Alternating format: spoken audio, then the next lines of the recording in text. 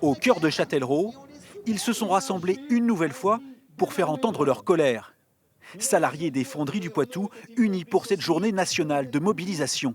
Les récentes actualités financières concernant le groupe et son principal apporteur financier ne sont pas plus réconfortantes quant à la réelle solvabilité financière de Gupta.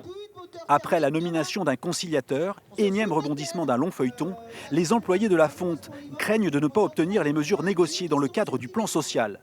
Aujourd'hui, on demande que l'État garantisse. Alors l'État, Renault, on s'en fout qui paye.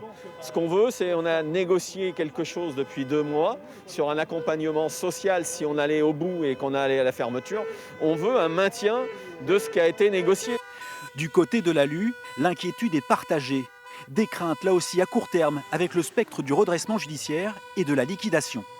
Aujourd'hui, on n'a pas l'argent pour financer dans les semaines qui viennent la production.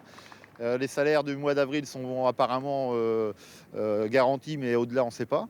Donc le risque, c'est de fermer l'entreprise, la fermeture pure et simple. Aujourd'hui, la CGT appelait donc à une journée d'action dans toutes les fonderies de France, un secteur où les licenciements planent depuis plusieurs années.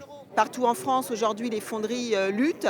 Ce qu'on a demandé, nous, la CGT, c'est qu'il y ait au niveau national une rencontre entre l'État et les donneurs d'ordre, donc Renault, Citroën, etc., pour voir quel avenir nos fonderies en France peuvent avoir encore. Aujourd'hui, un investisseur potentiel était attendu du côté fonte des fonderies.